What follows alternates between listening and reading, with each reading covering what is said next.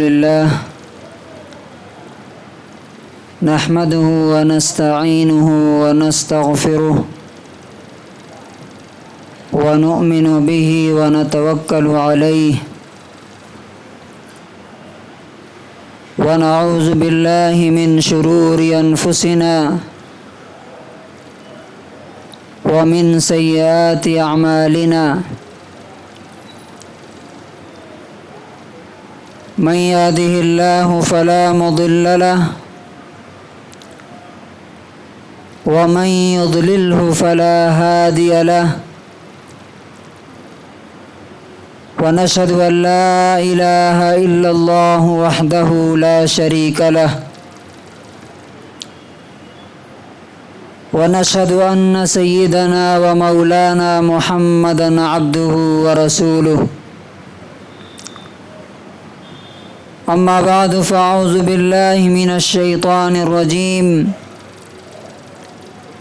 بسم الله الرحمن الرحيم ومن يطع الله ورسوله فقد فاز فوزا عظيما وقال تبارك وتعالى ومن يبتغ غير الإسلام دينا فلن يقبل منه وهو في الآخرة من الخاسرين وقال النبي صلى الله عليه وسلم إذا خطب إليكم من ترضون دينه وخلقه فزوجوه وإلا تفعلوا تكن فتنة في الأرض وفساد كبير رواہ الترمذی۔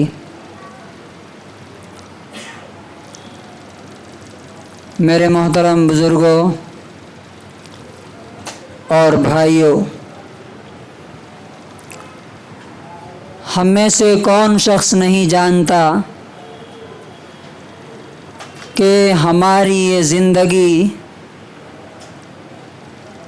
بہت تھوڑی سی ہے اور ہمارے امتحان اور آزمائش کے لیے یہ ہمیں دی گئی ہے، اور اس کا رزلٹ بہت جلد ہماری آنکھوں کے سامنے آنے والا ہے۔ وَأَنَّ سَعْيَهُ سَوْفَ يُرَى، بہت جلد تمہاری کوشش، تمہارا اسٹرگل، تمہارا ایفرٹ تم کو دکھا دیا جائے گا، اور وہ جب دکھایا جائے وہ دن دور نہیں ہے۔ سب سے پہلے ہمیں یہ سمجھنا چاہیے کہ جس دن کا وعدہ اللہ تبارک و تعالی ہم سے کر رہا ہے وہ دن بہت جلد ہمارے سامنے آنے والا ہے۔ اللہ تعالیٰ نے کہا یرونہ بعیدا ونراہ قریبا، تم سمجھتے ہو کہ وہ دور ہے، حالانکہ ہم تو اس کو بہت قریب دیکھ رہے ہیں، بہت پاس دیکھ رہے ہیں۔ اور وہ دن ہوگا جس دن ہم میں سے ہر شخص کو پتہ چل جائے گا کہ اس دنیا کی زندگی میں کامیاب اور سکسیسفل کون ہوا، اور یہ بھی پتہ چل جائے گا کہ دنیا میں جو کامیاب تھے ان میں سے بہت سے لوگ وہاں ناکام اور لوزر ثابت ہوں گے۔ جب نامہ اعمال کو ہوا میں اڑایا جائے گا اور ہر شخص کا رزلٹ اور نامہ اعمال یا تو اس کے داہنے ہاتھ میں گرے گا یا اس کے بائیں ہاتھ میں گرے گا، تو یاد رکھیے کہ اللہ تبارک و تعالیٰ کہتا ہے ذالک یوم التغابن، وہ ہے اصل میں ہار جیت کا دن۔ دنیا میں ہم ہارتے جیتتے ہیں، یہ چھوٹی چھوٹی ہار جیت ہے، چھوٹی کامیابی، چھوٹا سکسیس، اور یہ چھوٹی ہار ہے۔ اصل ہار جیت اس دن سمجھ میں آئے گی، جو اس دن جیت گیا وہی اصل میں ونر ہے، وہی اصل میں کامیاب ہے، اور جو اس دن ہار گیا، ناکام ہو گیا، سمجھیے کہ اللہ تبارک و تعالیٰ نے اس کے بارے میں فرمایا کہ فَأَمَّا مَنْ أُوتِيَ كِتَابَهُ بِيَمِينِهِ، جس کے رائٹ ہینڈ میں اس کا رزلٹ دیا جائے گا، وہ کہے گا ہاؤ مقرؤ کتابیا، آؤ لوگو دیکھو پڑھو ہمارا رزلٹ دیکھو، میں تو کامیاب ہو گیا۔ اس لیے کہ دائیں ہاتھ میں ملنے کا مطلب ہی یہ ہوگا کہ وہ سکسیسفل، اور اس کے بعد جس کو اس کے لیفٹ ہینڈ میں دیا گیا، وَأَمَّا مَنْ أُوتِيَ كِتَابَهُ بِشِمَالِهِ، جس کے لیفٹ ہینڈ میں اس کا رزلٹ دیا گیا، وہ کیا کہے گا؟ یا لیتنی لم اوت کتابیا، اے کاش، ہائے مجھے میرا نام اعمال، میرا رزلٹ ملتا ہی نہیں، یا لیتہا کانت القاضیہ، کاش کہ وہ موت ہمیشہ کے لیے مجھے ختم کر دیتی، دوبارہ مجھے زمین سے زندہ کر کے نہ اٹھایا جاتا۔ اس دن کی تیاری کے لیے ہم یہاں بھیجے گئے ہیں، اور ہر دن ہمیں ہر صبح ہر شام، علامہ عبد الرحمن ابن الجوزی رحمۃ اللہ علیہ بہت بڑے اسلامک اسکالر ہیں، وہ کہتے ہیں کہ یہ صبح اور شام، یہ دن رات دو سواریاں ہیں جو تمہیں بہت ہی تیزی کے ساتھ تمہاری منزل کی طرف لے کے جا رہی ہیں۔ دن اور رات کا ہر سائیکل تمہیں تمہارے رب سے، تمہاری قبر سے اور تمہاری جنت یا جہنم سے تمہیں قریب کرتا جا رہا ہے۔ ہمارا ہر ایکشن لکھا جا رہا ہے، ہماری ہر بات نوٹ کی جا رہی ہے، ریکارڈ کی جا رہی ہے، اور سب کا جس طرح سے ہر سوال کا، ہر کوشچن کا آنسر دیکھا جاتا ہے اور اس کا نمبر ملتا ہے، اسی طرح میں جو بول رہا ہوں، جو کر رہا ہوں، وہ سب ریکارڈ ہو رہا ہے یہاں پہ، اور ایک ایک چیز کا بدلہ قیامت کے دن تول کر کے دیا جائے گا۔ میرے بزرگوں، ہماری زندگی کا ایک اہم حصہ شادی ہے۔ پچھلے 2 ہفتوں میں ہم نے آپ کے سامنے سب سے پہلے لڑکوں سے اور لڑکوں کے پیرنٹ سے بات کی تھی کہ آپ کی شادی میں برکت، آپ کے گھر میں خوشی اور آپ کی زندگی میں کامیابی اسی وقت آئے گی جب آپ لڑکی والے سے ایک پیسے خرچ کرائے بغیر اپنی شادی کریں گے۔ ہمارے ایک دوست ہیں، اچھا اگر آپ غور سے دیکھیے اپنے آس پاس، جتنے لوگ سنت اور شریعت کے مطابق شادی کرتے ہیں ان کی زندگی دیکھیے، اور جو شیطان کو، ابلیس کو خوش کر کے ہندوانہ طریقے پہ شادی کرتے ہیں، جہیز لے کر کے، حرام کا ڈیمانڈ کر کے، بارات لے جا کر کے، ان کے گھروں میں دیکھیے نہ بچے فرما بردار، نہ بیوی صحیح، نہ شوہر صحیح، گھر جہنم بن کے رہ جاتا ہے۔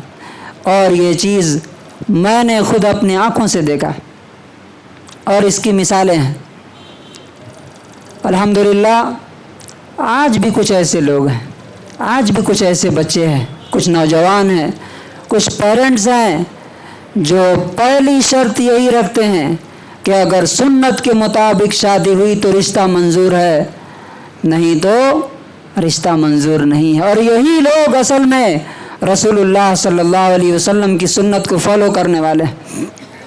اس لیے کہ جو خوشی کے وقت اللہ کو بھول گیا، جو خوشی کے وقت اس کے رسول کو بھول گیا، جو اس کی شریعت کو بھول گیا، جو رسول کی سنت کو بھول گیا، وہ شخص اللہ رسول کا وفادار نہیں ہو سکتا۔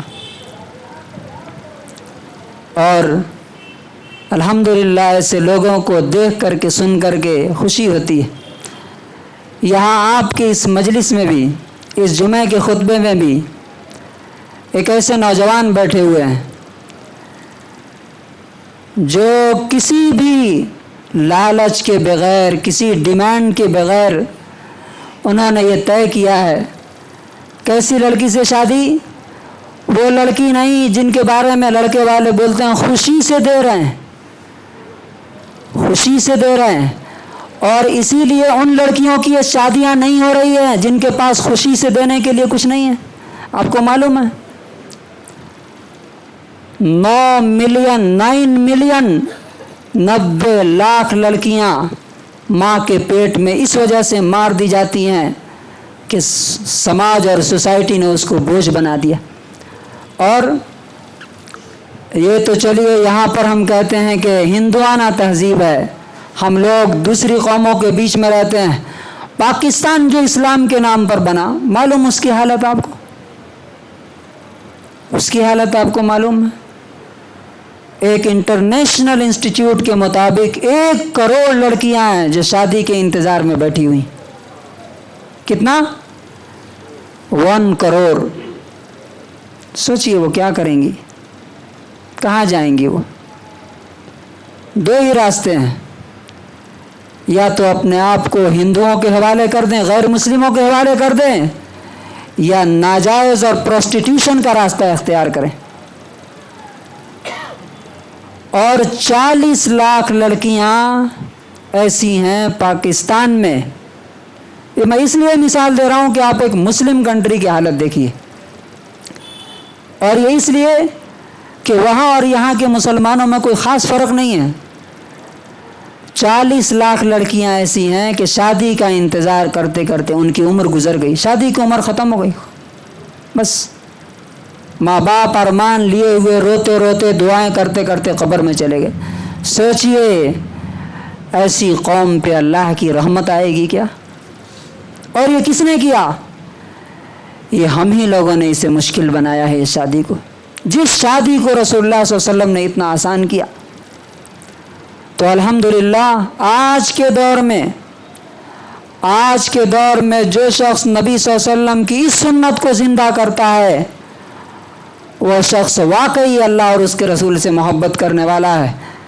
اس جمعے کے خطبے میں ایک ایسا شخص، ایک ایسا نوجوان ہے، الحمدللہ اس نے ایک ایسی لڑکی سے شادی کرنے کا فیصلہ کیا ہے جس کے ماں باپ کا انتقال ہو چکا ہے، جس کے ماں باپ کا انتقال ہو چکا ہے، اور جس نے یہ بھی طے کیا ہے کہ انشاءاللہ وہ اپنی نکاح مدینے میں کرے گا۔ بہرحال یہ چیز تو اس پہ سوچا جا سکتا ہے، مدینے میں ہو انڈیا میں ہو، لیکن یہ چیز دیکھیے کہ ایسی لڑکی کا انتخاب جس کے پاس سے کچھ ملنے کی امید نہیں ہے، بلکہ ایک مرد کی طرح، نامردوں کی طرح نہیں، لڑکی سے لینے والے، لڑکی سے ڈیمانڈ کرنے والے، لڑکی کے گھر والوں سے ڈیمانڈ کرنے والے کیا مرد ہو سکتے ہیں؟ اللہ تبارک و تعالیٰ نے قرآن میں جو مردوں کی بڑائی بیان کی وہ اسی وجہ سے بما انفقوا، اس لیے کہ وہ اپنا مال خرچ کرتے ہیں، بھیک نہیں مانگتے۔ سوچئے جو شادی کے وقت لڑکی والوں سے مانگ رہا ہے وہ مرد کیسے ہو سکتا ہے؟ اور دوسری طرف لڑکی والے ہیں، لڑکی والے ان کے بھی ارمان، اور دوسری طرف وہ دباؤ میں، پریشر میں آ جاتے ہیں۔ وہ بولتے ہیں آپ کو جو چاہیے ہم دینے کے لیے ریڈی ہیں، چاہے بھیک مانگ کے دیں، اور کیا کہتے ہیں کہ خرچ نہیں کریں گے، دیں گے نہیں تو اچھا رشتہ نہیں ملے گا۔ تو پچھلے بار میں نے آپ کو بتایا تھا کہ جو آدمی حرام کا ڈیمانڈ کرے وہ اچھا آدمی ہو سکتا ہے کیا؟ جو آدمی غلط پیسے مانگے وہ اچھا آدمی ہو سکتا ہے کیا؟ کبھی بھی اچھا نہیں ہو سکتا۔ اس لیے آپ بولیے ایسے آدمی کو کہ میں کسی حرام خور سے، کسی ناجائز اور کسی بھیک مانگنے والے لڑکے سے اپنی لڑکی کی شادی نہیں کریں گے۔ اب میں آپ کو بتا رہا ہوں اچھا رشتہ کون ہے، اور یہ سمجھنا بہت ضروری ہے، پیرنٹس کو بھی اور نوجوانوں کو بھی اور لڑکی کے پیرنٹس کو بھی۔ ہم نے اچھے رشتے کا ایک کرائیٹیریا متعین کیا ہے۔ کیا؟ سب سے پہلا سوال کیا ہوتا ہے؟ لڑکے کے بارے میں پہلا سوال کرتے ہیں کیا کرتا ہے؟ پہلا سوال لڑکا کرتا کیا ہے؟ اچھا اچھی کمپنی میں جاب کرتا ہے، آسٹریلیا میں امریکہ میں رہتا ہے، 2 لاکھ روپے سیلری ہے، ہاں ٹھیک ہے۔ اب اس کے بعد کوئی بات ہوگی۔ لڑکی کے بارے میں کیا پوچھتے ہیں؟ کیا پڑھی لکھی ہے؟ پہلا سوال۔ اور دوسرا باپ کیا کرتا ہے؟ معلوم ہے کہ باپ اگر کچھ اچھا کر رہا ہوگا تو ادھر سے زیادہ بھیک ملے گی، زیادہ حرام کا مال آئے گا۔ اب دیکھیے کہ ان 2 سوالوں نے جو سمجھدار لوگ پڑھے لکھے لوگ ہیں یہاں پہ، ہمیں معلوم ہے شادی ہو جاتی ہے آج، 10 دن کے بعد لڑکی والے بھاگ کے آتے ہیں، کیا ہوا؟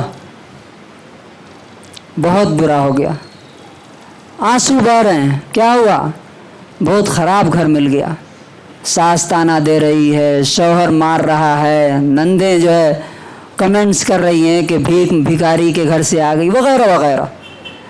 ادھر سے لڑکا روتا ہوا آتا ہے، اور وہ لڑکے کے ماں باپ کیا، جب سے بہو آئی ہے تب سے گھر کا پورا سسٹم تباہ، بچے کا مائنڈ خراب کر دیا، لے کے الگ ہو گئی، ادھر گھر الگ کر لیا، یہ ساری چیزیں ہونے لگی۔ اس کے بعد کیا ہوتا ہے؟ ڈیورس، طلاق، جھگڑا، کورٹ، یہ سارے معاملات شروع ہو جاتے ہیں۔ کیوں؟ اس لیے کہ ہم نے رشتے کو، جو شادی کا جو بندھن ہے، اس کو رسول اللہ صلی اللہ علیہ وسلم کے سنت کے مطابق طے نہیں کیا، تو ضروری ہے کہ اللہ تبارک و تعالیٰ اس کی سزا ضرور دے۔ اللہ تبارک و تعالیٰ کیا کہتا ہے؟ سورۃ الاحزاب آیت نمبر 71 میں فرمایا وَمَن يُطِعِ اللَّهَ وَرَسُولَهُ فَقَدْ فَازَ فَوْزًا عَظِيمًا، جو اللہ اور اس کے رسول کی بات مانے گا وہی سب سے بڑا کامیاب ہوگا۔ اب جو اللہ رسول کو اگنور کر کے معاملات طے کرے گا اس کے گھر میں کامیابی آئے گی؟ کبھی ایسا نہیں ہو سکتا۔ میں نے دیکھا ہے، ہمارے اپنے دوستوں میں میں نے دیکھا، جہاں پر مال دیکھ کر کے شادی ہوئی، پیسے دیکھ کر کے شادی ہوئے، ہائی فائی فیملی دیکھ کر کے شادی ہوئی، اس کے کچھ ہی دن کے بعد اس کا رزلٹ آیا۔ کیوں؟ اس لیے کہ رسول اللہ صلی اللہ علیہ وسلم کے ایڈوائس کے مطابق شادی نہیں کی۔ رسول اللہ صلی اللہ علیہ وسلم اچھا رشتہ کسے کہتے ہیں؟ کس سے ہم شادی کریں؟ اکثر سوال ہوتا ہے۔ اور یاد رکھیے شادی کوئی کھیل نہیں ہے۔ اکثر لوگ سمجھتے ہیں کہ بس اس وقت ان کا چونکہ دماغ خاص طور سے لڑکے والوں کا 7ویں آسمان پہ ہوتا ہے، غور و فکر کرنے کا وقت نہیں ملتا، مشورہ کرنے کا ٹائم نہیں ملتا، جہاں خوبصورت لڑکی مل گئی یا لڑکا مل گیا، پیسے والا لڑکا یا لڑکی مل گئی، چلو شادی کر دو۔ رسول اللہ صلی اللہ علیہ وسلم کہتے ہیں اچھا رشتہ کون ہے؟ بخاری کی 5090 نمبر حدیث ہے۔ رسول اللہ صلی اللہ علیہ وسلم فرماتے ہیں کہ دیکھو اچھا رشتہ کون ہے، اور یہ ایڈوائس کس کے لیے ہے؟ لڑکے والوں کے لیے۔ فرمایا تنکح المرأة لأربع، عورت سے 4 چیزوں کی وجہ سے شادی کی جاتی ہے۔ نمبر 1 پہ یعنی موسٹ آف دا پیپل کس لیے شادی کرتے ہیں؟ لمالہا، پیسے والی ہے شادی کر دو۔ نمبر 2 ولحسبہا، ہائی فائی فیملی کی ہے، سید ہے اور فلاں MLA صاحب کی بیٹی ہے، فلاں چودھری صاحب کی بیٹی ہے، شادی کر دو، حسب۔ نمبر 3 لجمالہا، خوبصورت ہے، بیوٹیفل ہے، کافی ہے۔ بہت سے بچے جو ہے آتے ہیں مولانا صاحب اب نہیں رکھ سکتے، ہم طلاق دینے جا رہے ہیں۔ کیوں بھائی؟ تو گھر میں بیوی بالکل گھر کو برباد کر کے رکھ دیا۔ شادی کیسے ہوئی تھی آپ کی؟ وہ کالج میں پڑھتے تھے، پسند آ گئی، شادی ہو گئی۔ بھائی آپ نے حسن دیکھ کر کے کیا تھا، وہ تو ہے ہی، اخلاق دیکھ کے تو کیا نہیں تھا، تو اس کو آپ کیسے ایکسپیکٹ کر رہے ہیں؟ کہاں سے وہ آئے گا؟ جو چیز آپ نے دیکھا ہی نہیں وہ چیز ملے گی کیسے آپ کو؟ تو لجمالہا، خوبصورتی دیکھ کر کے شادی کرتے ہیں، اور اس کے بعد سب سے لاسٹ میں کیا دیکھتے ہیں؟ ولدینہا، سب سے کم لوگ دین دیکھ کر کے شادی کرتے ہیں کہ دیندار ہے، چلو بس کافی ہے ہمارے لیے۔ فرمایا فاظفر بذات الدین تربت یداک، تمہاری زندگی کامیاب اس وقت ہوگی جب تم دیندار اور اخلاق مند عورت کا انتخاب اور سلیکشن کرو گے۔ یہ کون کہہ رہا ہے؟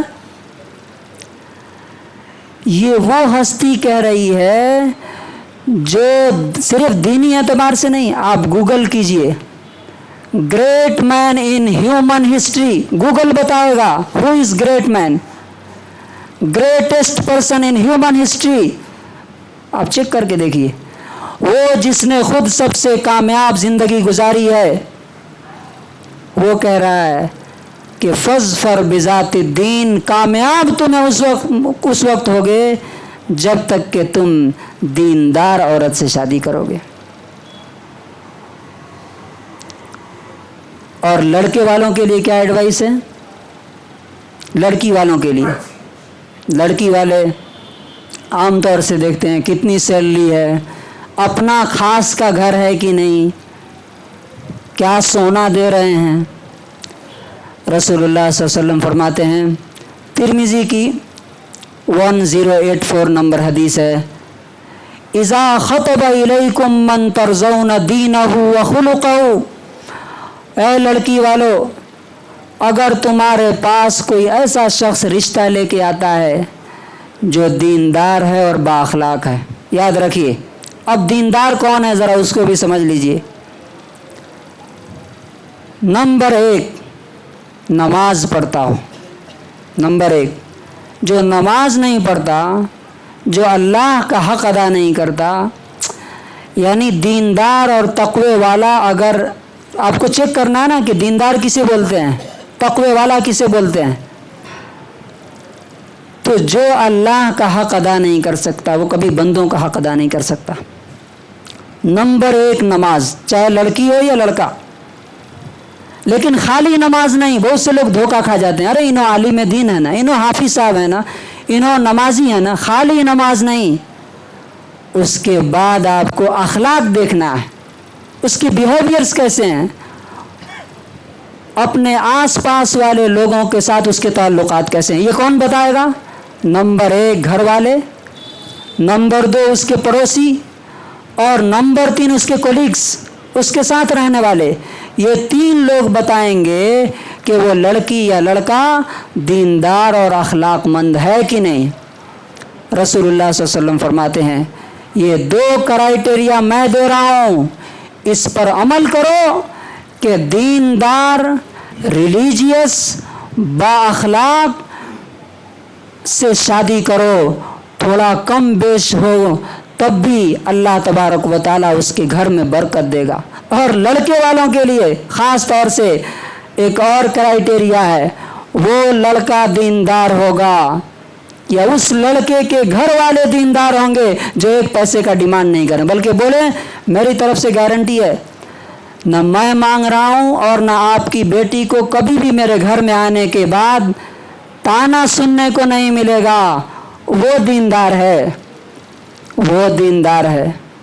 اگر کچھ مانگ رہا ہے، اشارہ کر رہا ہے یا صاف صاف بول رہا ہے، ڈائریکٹ یا انڈائریکٹ، وہ دیندار نہیں ہو سکتا، چاہے وہ امریکہ میں رہتا ہو یا لندن میں رہتا ہو، اور اس سے شادی کریں گے تو سوائے آنسو بہانے کے اور کچھ نہیں ہو سکتا۔ یاد رکھیے ایک کامیاب زندگی کے لیے، سکسیسفل لائف کے لیے سب سے اہم فاؤنڈیشن وہ میاں بیوی کا اچھا ہونا۔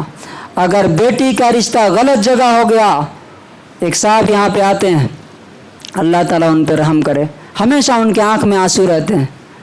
میں نے ایک دن پوچھا کیا بات ہے؟ کہا بیٹی کا رشتہ بہت غلط مل گیا، داماد بہت مارتا ہے اسے، پیٹتا ہے، اس کی ساس اسے تانے دیتی ہے، اور اسی طرح سے بہت سے لڑکے والے بھی روتے ہیں آ کر کے کہ جب سے بیوی آئی تب سے گھر خراب ہو گیا۔ یہ کس لیے ہوا؟ اس لیے کہ رسول اللہ صلی اللہ علیہ وسلم کو آئیڈیل نہیں مانا۔ آج سے آپ یہ خطبہ سننے کے بعد جتنے پیرنٹس یہاں پر ہیں اور جتنے نوجوان ہیں، یاد رکھیے ابو کے ارمان ہیں، امی کے ارمان ہیں، سوسائٹی کیا کہے گی، دوست کیا کہیں گے۔ آپ نے اللہ کو اپنا رب مانا ہے، آپ کے ماں باپ آپ کے خدا نہیں ہیں۔ لا الہ الا اللہ، اللہ خدا ہے ہمارا، ہمارے ماں باپ ہمارے خدا نہیں ہے، ہماری سوسائٹی ہمارا خدا نہیں ہے، ہمارے سسرال والے ہمارے خدا نہیں ہیں۔ اس لیے اگر شادی کے معاملے میں کوئی بولتا ہے، غلط رسم و رواج کے لیے فورس کرتا ہے، تو آپ اوپنلی کہہ دیجئے کہ میری شادی تو سنت اور شریعت کے مطابق ہوگی، ایک پیسہ نہ لیں گے اور نہ دیں گے۔ پھر دیکھیے اللہ تبارک و تعالیٰ کیسی برکت دیتا ہے اور کیسی کامیابی عطا فرماتا ہے۔ اللہ تبارک و تعالیٰ سے دعا ہے کہ پروردگار عالم ہم سب لوگوں کو سنت اور شریعت کے مطابق شادی کرنے کی توفیق نصیب فرمائے، اور بھکاریوں سے اور حرام خوروں سے جو لڑکی والوں سے ڈیمانڈ کرتے ہیں، کبھی بھی ان سے شادی نہ کریں، بلکہ ان کو بول دیں کہ ہماری بیٹی غریب کے گھر رہ جائے گی، لیکن ہم کسی بھکاری کو، ڈیمانڈ کرنے والے کو، پیسہ مانگنے والے سے اپنی لڑکی کی شادی نہیں کریں گے۔ جو ابھی مانگ رہا ہے وہ بعد میں نہیں مانگے گا۔ لالچی آدمی کے گھر کبھی بھی چین اور سکون نہیں مل سکتا۔ اللہ تبارک و تعالی ہمیں صحیح راستے پر چلنے کی توفیق نصیب فرمائے۔ بارک اللہ لنا ولکم فی القرآن العظیم ونفعنی وإیاکم بالآیات والذکر الحکیم۔